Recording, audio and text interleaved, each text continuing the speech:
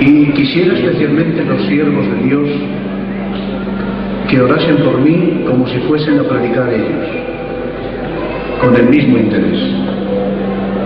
Porque si no, si nos falta su bendición y su gloria y su respaldo, nos quedamos solos y damos mucha pena. Pero cuando Él está, creo que es la vitalidad del ministerio, el gozo de las iglesias. Por lo tanto, vamos a orar un momento y a decirle al Señor que tenga misericordia en esta mañana y nos hable el Señor. ¿Puedes poner tu mano sobre el hombro de tu hermano en señal de unidad? Solo en señal de unidad. Dios os bendiga. Vamos a orar un momento. Así unidos. Aleluya, aleluya, aleluya. Hermano Salva, por favor, de Burgos, ponte en pie, preséntate delante de Dios y de la iglesia. Aleluya. Gracias por tu presencia con nosotros. Gracias por mis hermanos todos. Ponemos de acuerdo para orar por tu siervo. En el nombre de Jesús. En esta mañana estoy sobre él para que vaya a ser consejo, eficaz y auténtico para nuestras almas. Te lo presentamos y te lo rogamos en el nombre glorioso de Jesús. Sí, sí. Amén. Por favor, diga a la congregación, amén. Aleluya, gracias. Leemos la palabra del Señor, sin más preámbulos, del libro de Lucas, capítulo 6, y el versículo 12. Le dijo el Señor a Ananías: Ananías, vete a ese lugar, a la calle que se llama derecha, a la casa de un hombre que se llamaba Judas, creo, y le tiene que decir, porque allí te espera un hombre que se llama Saulo de Tarso. Y él dijo: Señor, yo he oído todo lo que ha hecho con tu iglesia. Y le tiene que decir el Señor: vete tranquilo, he aquí él ora. Es que el que ora deja de dar miedo.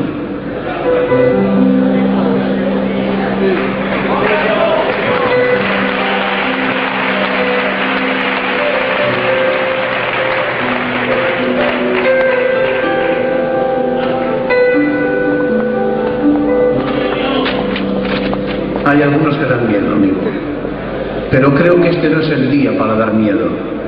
Es el día de cariño, de hermandad, de compañerismo, de celebrar una reunión con toda nuestra alma, regocijarnos de ver tantos hermanos juntos y decir: Dios sigue estando con nosotros.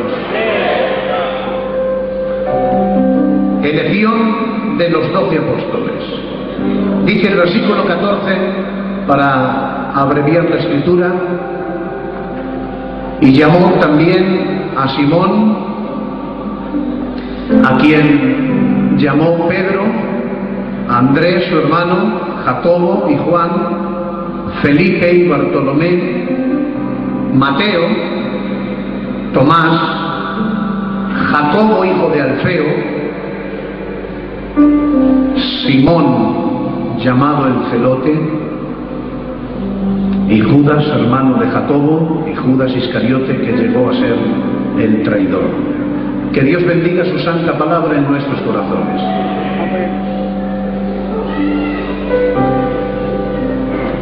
Me sorprende, hermanos, esta elección, particularmente en esta mañana, en dos personas. La sorpresa que yo me llevé es ver cómo el Señor llama a un hombre llamado Mateo. Era un hombre que recaudaba impuestos.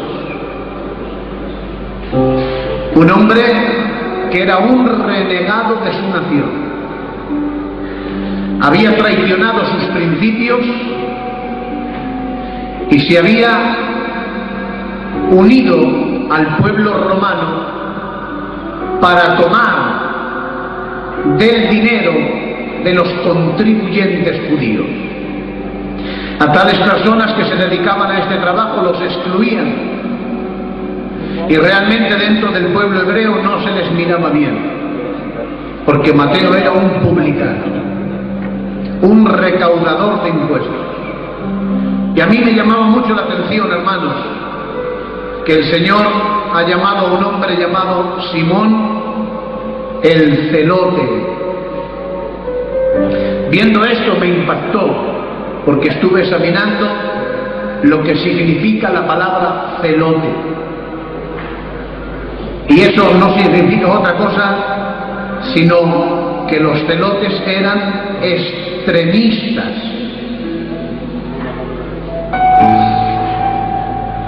Eran capaces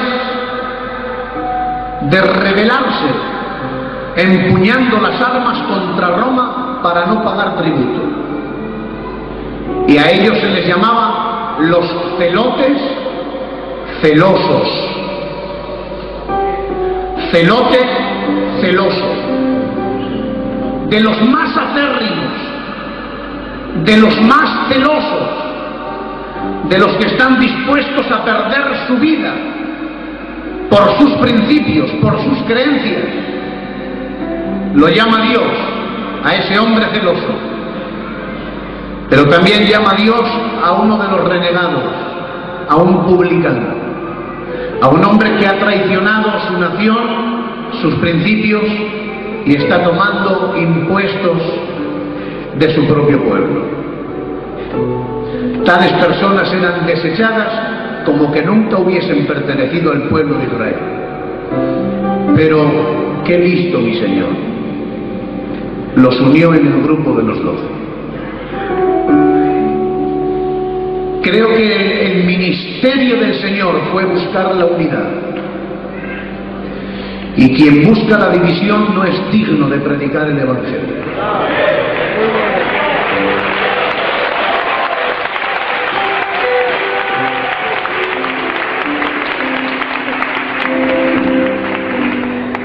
Ha llegado el momento, hermanos, de que tenemos que hablar con claridad y jugarnos el tipo si es necesario, pero basta ya de regalar los oídos. Ha llegado el momento, hermanos, de colaborar con el mensaje principal de mi maestro. Señor, esta fue su oración: que sean uno, como tú y yo somos uno. Un nuevo mandamiento os doy, que os améis los unos a los otros. Ese era su mensaje. De tal manera que tiene que reducir los 613 o 617 mandamientos que había en el Sinaí, 613 o 617. Los redujo el Señor hasta hacer los 10 mandamientos. Y viendo que eran muchos todavía, los comprimió Dios y metió dentro de estos 2 mandamientos toda la fuerza. Y dijo: el que cumple estos 2 mandamientos ha cumplido toda la ley y los profetas. Ama a Dios sobre todas las cosas y a tu prójimo como a ti mismo.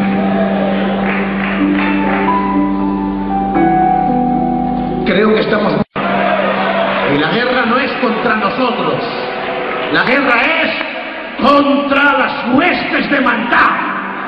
La guerra es contra los demonios. Y ha llegado el momento de que desenfundemos las espadas y sean manchadas de sangre de demonios. Hay hombres como Absalón, que tienen mucha apariencia, tienen mucha constitución de reyes, pero no valen un duro para pelear contra los enemigos, pero son diestros en matar hermanos. Y matando a su propio hermano, él solo se levanta montones y se aplaude él mismo, como canta el hermano Ramonet: sobre sí mismos se arrojan flores. Como no hay nadie quien los aplauda, ellos mismos se aplauden. Pero no es el momento de matar hermanos, No es el momento de las guerras internas, es el momento de reprender las indiferencias, es el momento de reprender las enemistades, es el momento de reprender los celos, la ira, la contienda, y que el amor de Dios gobierne las congregaciones. Amén. Viendo esto, hermanos, he podido ver el gravísimo problema que había en los tiempos de Jesús. Y a mí me ha sorprendido. El grave problema que había en los tiempos de Jesús es que se había formado un lugar llamado el Sanedrín. Ese Sanedrín estaba compuesto por 70 o por 71 hombres. En ese Sanedrín había diferentes partidos, porque ese Sanedrín comenzó a desgajarse y a tomar cada uno el partido que más les convenía. Dentro del Sanedrín se formó el grupo de los fariseos. Estos fariseos, hermanos, la palabra fariseo significa apartado del pueblo.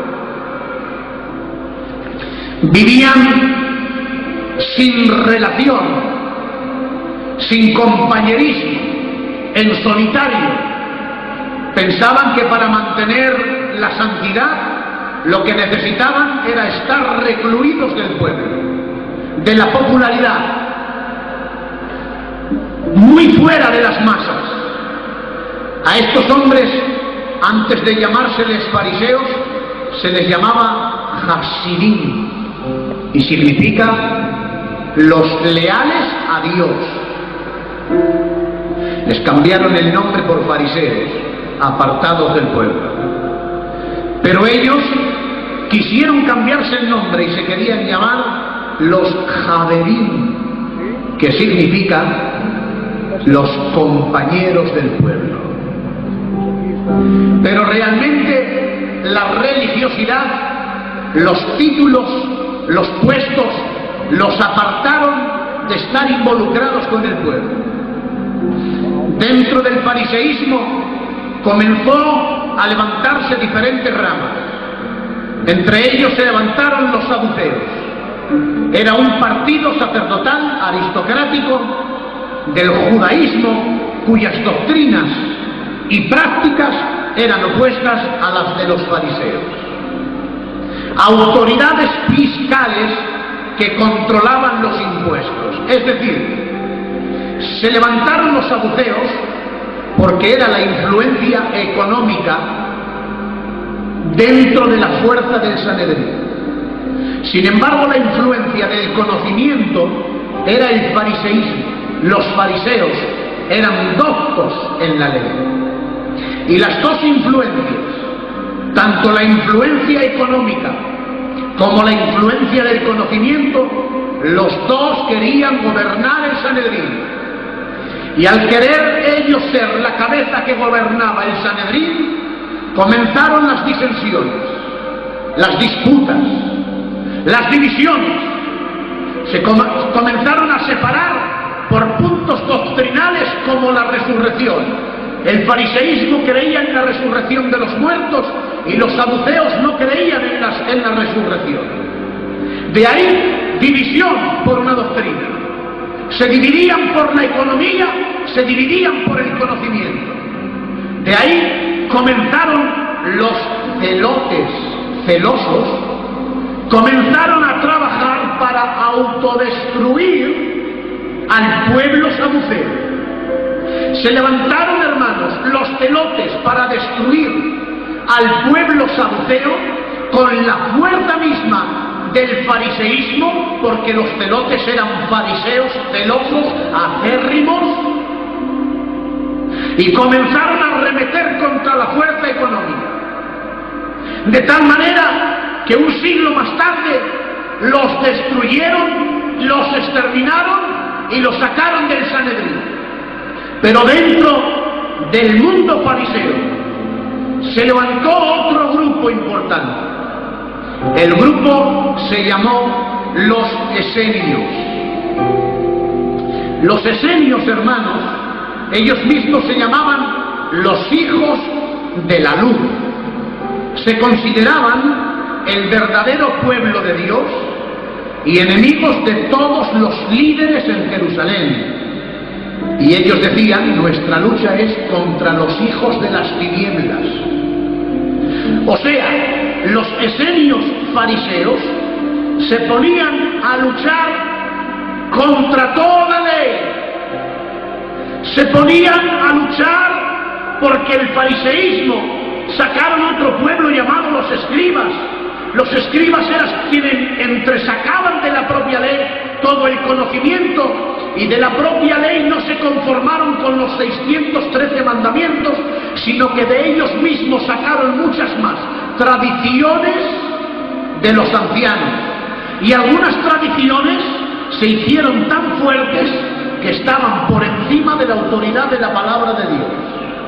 Viendo los esenios la desconformidad que tenían con la administración del Sanedrín, los esenios dijeron: os abandonamos, estamos cansados de la guerra, estamos esperando que se levante un grupo de jóvenes para que arremetan contra todo el liderazgo que tenéis, que os habéis vuelto lleno de tradiciones, y queremos arremeter contra vosotros, pero como vemos que no hay solución, señores, nos marchamos al desierto. Y los esenios abandonaron Jerusalén y se fueron a un lugar donde se reciclaron entre ellos, se unieron, y se llamó Qumran. Ese lugar donde habían ido, donde se habían reunido los que se llamaban hijos de la luz. Yo pensaba: ¿qué habrá sido de ellos? ¿Los habrá olvidado él? ¿Los habrá dejado él? Pero yo estaba viendo cómo el Señor se ocupaba de los saduceos, cómo se ocupaba de los fariseos, cómo el Señor se ocupaba de los esenios, de los escribas, de los estoicos, de los epicúreos, todos que estaban gobernando, todos que cada uno de ellos pretendían, como dos hombres llamados Judas y Teudas, que iban buscando gente que les siguiera, gente que buscaba seguidores, grupos de fans. Pero oí predicar a un paisano hace algunos días y decía este hermano: la iglesia está celebrando el funeral del jefe. La iglesia está celebrando el funeral del jefe. Todos querían gobernar, unos desconformes por el exceso de mandatos, otros desconformes porque eran tan celosos, que eran tan acérrimos, que realmente les gustaban las cosas muy rectas. Pero todo lo que causó fue división en el pueblo. Todo lo que consiguió fue separación en el pueblo. Y ahora volvemos, hermanos, a lo que yo he comenzado predicando. Yo alabo a mi Señor porque es capaz de llamar a un publicano y hacerle convivir con un celoso celote. Dios rompe las indiferencias, y el único que hace convivir al león con el cordero se llama nuestro Dios. Hace convivir al león con el cordero en el huerto del Edén. Hace convivir al león con el cordero dentro del pectoral, porque en el pectoral su propio padre Israel llamó a sus hijos: mi hijo es cachorro de león. Este otro hijo es un león que reposa tranquilo, pero que cuando arremete contra el enemigo le arranca brazo y cabeza. Este otro hijo es serpiente junto al camino, víbora junto a la senda, que arremete contra los talones del caballo con el fin de hacer caer al jinete. Los indirectos, los que dan muertes indirectas, los que tiran la piedra y esconden la mano, los que arremeten contra los talones del caballo pero no quieren hacer caer al caballo, quieren herir al jinete. los que matan encubiertamente sin mancharse las manos de sangre. Esos son, hermanos, como David, que le tiene que decir al Señor: tú has matado a Urías con la espada de los hijos de Amón, a mí no me la pegas, tú eres el causante de la muerte de Urías. Y lo tengo que decir, compañeros, tengo que hablaros con toda claridad. Hay una ley en el libro de Éxodo, que el ganadero que tuviere toro acorneador y lo dejare suelto, cuando el toro acorneador acorneare, está escrito en la palabra, tanto el toro, el buey acorneador, como su propietario, los dos morirán apedreados.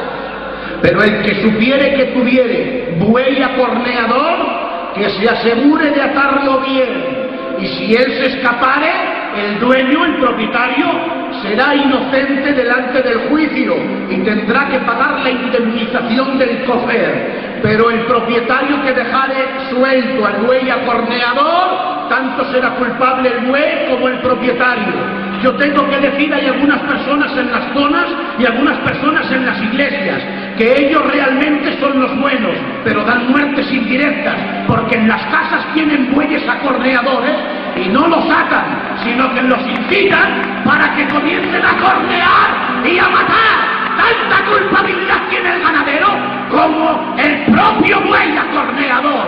Ha llegado la hora de la honradez, no de la guerra entre hermanos. Hombres sutiles que saben herir sin dejar huellas de que ellos han estado en la casa. Matones profesionales, pero ha llegado la hora de que se rompan, hermanos, las sutilezas, las perspicacias. Ha llegado, hermanos, el momento de la nobleza. Es la hora, hermanos, de la verdad. Es el momento de que haya naturalidad en el corazón y que nos amemos con el alma, que haya fraternidad, que haya compañerismo y que lo único que busquemos sea el beneficio de la Iglesia y el avance de la obra de Dios.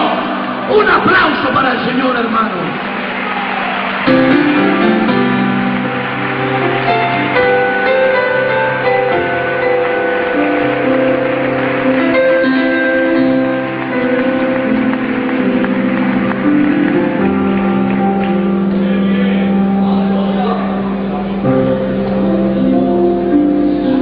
Hay gente en nuestros medios que está pensando en la división.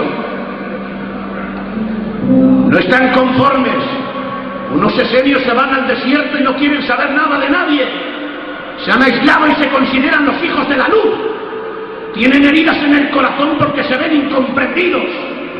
Pero dime tú, realmente es muy cierto que estamos defraudando a muchas personas. Pero dime tú, ¿no habrá gente desconforme contigo mismo?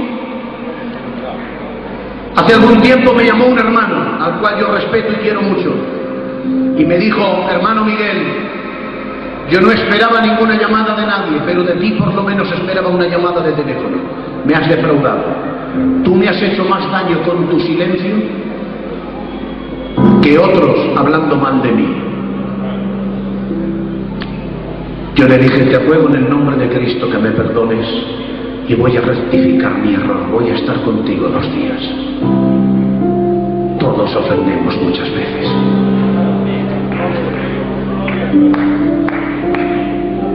Me dio Dios Dios me dio un poema, para que veáis, soy de Soria y hasta poemas me da el Señor. Y decía así el poema: no culpes al amigo de no estar donde debiera, porque el reproche que tú le des será el verdugo que te condena. No culpes al amigo de no estar donde debiera, porque el reproche que tú le des será el verdugo que te condena. Alguien me dijo una frase y la tengo grabada en la mente y en el corazón: se están poniendo tantas prohibiciones que todos vamos a ir a parar a la plazuela de la división. Y yo digo, hermanos, yo he nacido en Filadelfia. Desde que yo tenía 6 años acepté al Señor como Salvador de mi alma. Y a los 9 años iba cantando por las iglesias. En este mes, el día 23, yo voy a cumplir 43 años. Quiero morirme sirviendo a Dios. el anhelo más grande de mi vida, hermanos, no es ocupar puestos. Dios es testigo de mis palabras. Pero si hay un anhelo ardiente en mi corazón, es no salirme del centro de la voluntad de Dios. Y os tengo que decir, apreciados hermanos, que me gustaría luchar hasta derramar mi propia sangre en beneficio de la obra de Dios. Pero no quiero ser un rebelde y levantar sediciones y grupos que nos sigan. No, no, es la hora de trabajar con nuestro pueblo. Decía un libro, decía, la nación que cría hijos, que tales hijos, por no transigir contra las injusticias de la nación, los hijos se van, la nación se hace más fuerte por los que se van que por los que se quedan. Vuelvo a repetirlo, la nación que cría hijos, que tales hijos, por no transigir contra las injusticias de su pueblo, los hijos se van, la nación se hace más fuerte por los que se van que por los que se quedan. Vamos a luchar con honradez, legítimamente. No necesitamos, hermanos, buscar grupos de hombres como Datán, Abirán y On. Como ellos tres valían tan poco, tuvieron que buscar 250 principales del consejo. Y los tuvieron que buscar para buscar apoyo y para ir a arremeter contra la autoridad que estaba establecida, y era Moisés. Y se levantan ellos tres, y como que no tienen suficiente palabra, tienen que presentar a los 250 principales del consejo. Y yo tengo que decir, hermanos, no es la hora ni el momento de buscar gente desconforme. Es la hora y el momento de que ciertamente hombres que nos duela la obra, vamos a disponer nuestras lenguas, nuestra mente, nuestro cuerpo, nuestra vida. Vamos a luchar legítimamente. Vamos a conseguir que España vaya funcionando. No puedo entender que una iglesia con 10 obreros no funcione, que una zona con 60 predicadores no vaya adelante. Estamos poniendo las esperanzas en los líderes. Cuando haya un cambio de pastor, la iglesia seguirá mejor. Avergüénzate, por el amor de Dios. Que venga un hombre de fuera y que la gente se levante a contarle los problemas es para salir llorando, porque es una reprensión de que no tienen hombres de confianza en su iglesia y tienen que buscar gente de fuera.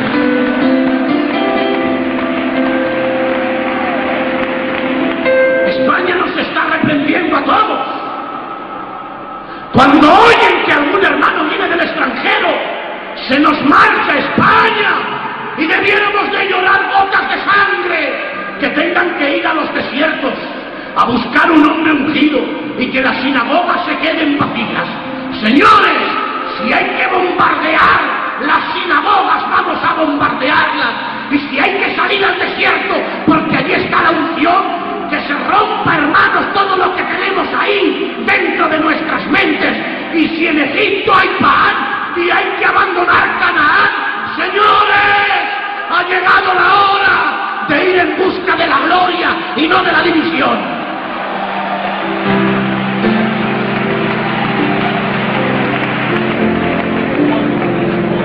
Muchos grupos en diferentes lugares se están separando, abriendo sus iglesias, desconformidad por doquier.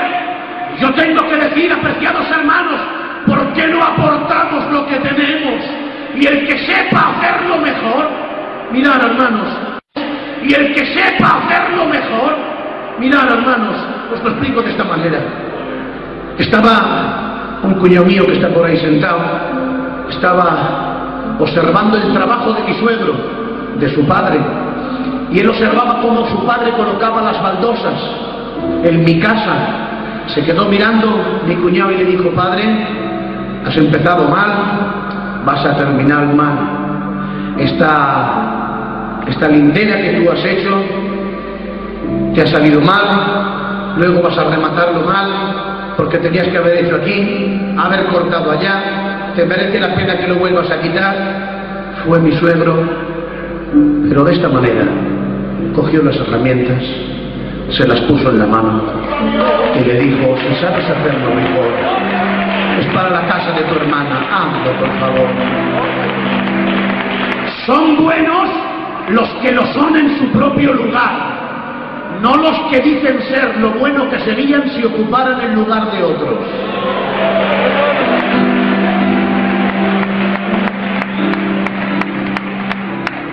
Son buenos los que lo son en su propio lugar, no los que dicen ser lo bueno que serían si ocuparan el lugar de otros.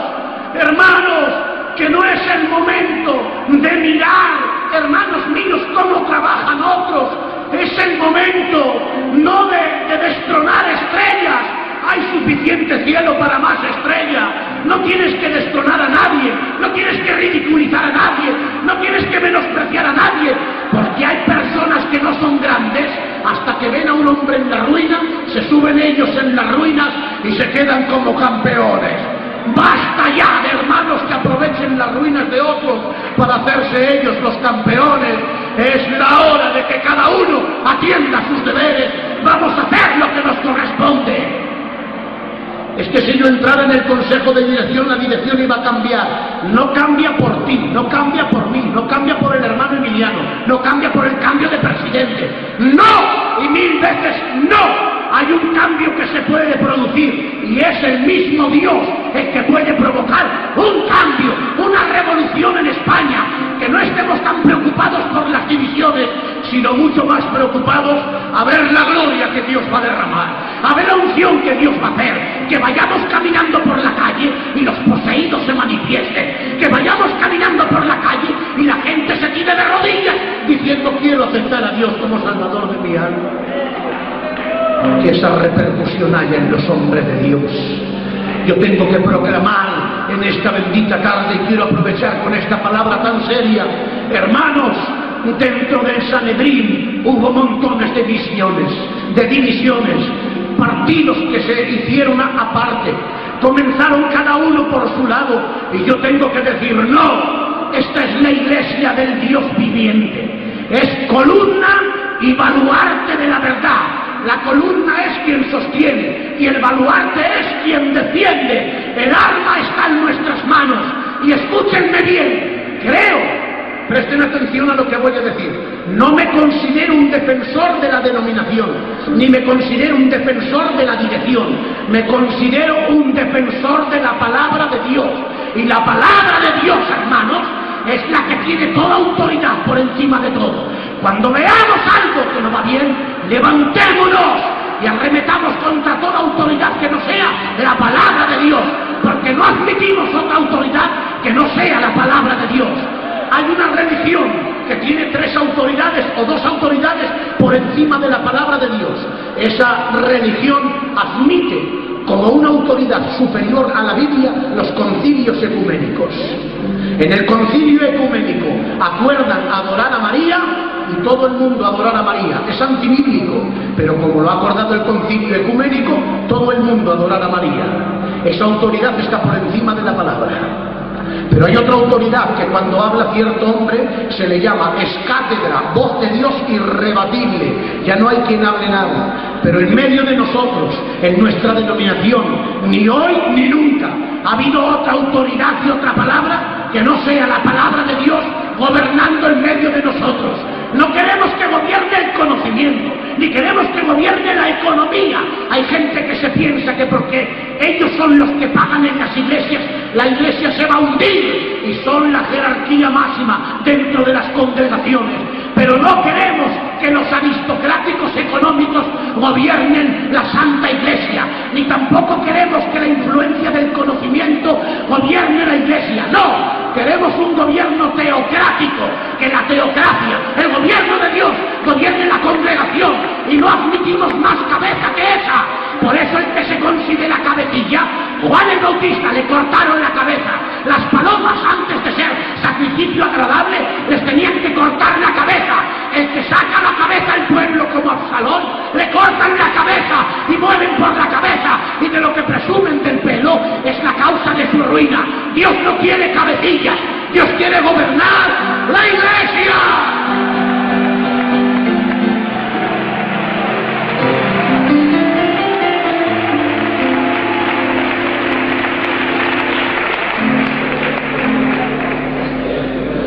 Es que yo me que soy calvinista. Por el tipo de pelo prácticamente no soy. Yo calvinista y tú arminiano, y unos con Jacobo Arminio y otros con Juan Calvino se han creado una escuela. Y si lo que querían Calvino y Arminio eran crear dos escuelas, digo que fracasaron en su ministerio. Porque la única escuela que tenemos dentro de nuestra misión es la escuela de cristianos. Que gobierne el cristianismo entre nosotros. Ha llegado el momento de que Él sea el jefe, de que Él gobierne. Y por lo tanto, apreciados hermanos, estemos orando para que quienes ocupen esos lugares para poder administrar al pueblo, que sean hombres de Dios y no llevados por la familia, ni llevados por la sangre, llevados por Dios para que nos gobiernen. Apreciados hermanos, yo tengo mucho anhelo, he oído noticias extraordinarias y os las voy a proclamar. Hay hermanos de Santander que pueden corroborar lo que yo voy a decir. Hay un vídeo que han traído de Argentina, un hombre que está orando por gente que son desahuciadas de los médicos. Sabéis, hermanos, le dijo un varón de Dios a una mujer: Dios me ha revelado lo que tú tienes. Tienes en el seno un tumor con varias raíces que se extienden. Y este hombre le dijo: si tú quieres ser sanada en esta tarde, te voy a decir algo. Delante de las cámaras, con mucho respeto y reverencia, ¿puedes sacar tu seno fuera? Las cámaras comenzaron a grabar. Aquella mujer sacó su seno y el seno instantáneamente comenzó a rasgarse. Y cuando se comenzó a rasgar, el tumor comenzó a caer en la plataforma. Y cayendo el tumor, se volvió a cerrar la cicatriz. Y allí no quedó tumor. ¿Qué creéis que hemos visto? ¿Qué pensáis que ya somos profesionales y que hemos visto toda la gloria que Dios tenía para España? ¡Digo no! Solo hemos visto los desmanes. Nos quedan por descubrir los salones de palacio. Hay cortinas que todavía no las hemos contemplado. Hay lugares hermosos. Iglesia de Filadelfia, compañeros, hermanos míos, vamos a conquistar los terrenos de gloria. Que no nos entretengan los demonios con la guerra entre hermanos. Unidos vamos a pelear contra Satanás en el nombre de Jesucristo. Un aplauso para Dios y que Dios nos bendiga.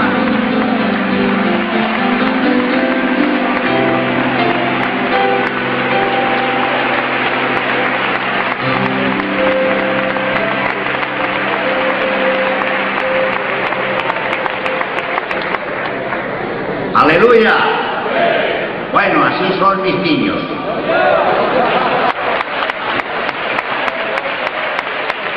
Y tengo muchos, para la gloria de Dios. Que Dios los bendiga y que Dios siga usándolos con esta gloria, con este poder y con esta unción. La palabra de Dios ha sido clara y contundente. Busca a Dios y déjate de narices. Gloria al Señor. Eso es. Ese es el secreto del éxito y de la bendición. Buscar a Dios y dejarse de cuentos. Sí, señor. Punto, coma y beba. A las 5 tenemos un nuevo culto. Habrá un nuevo mensaje, habrá una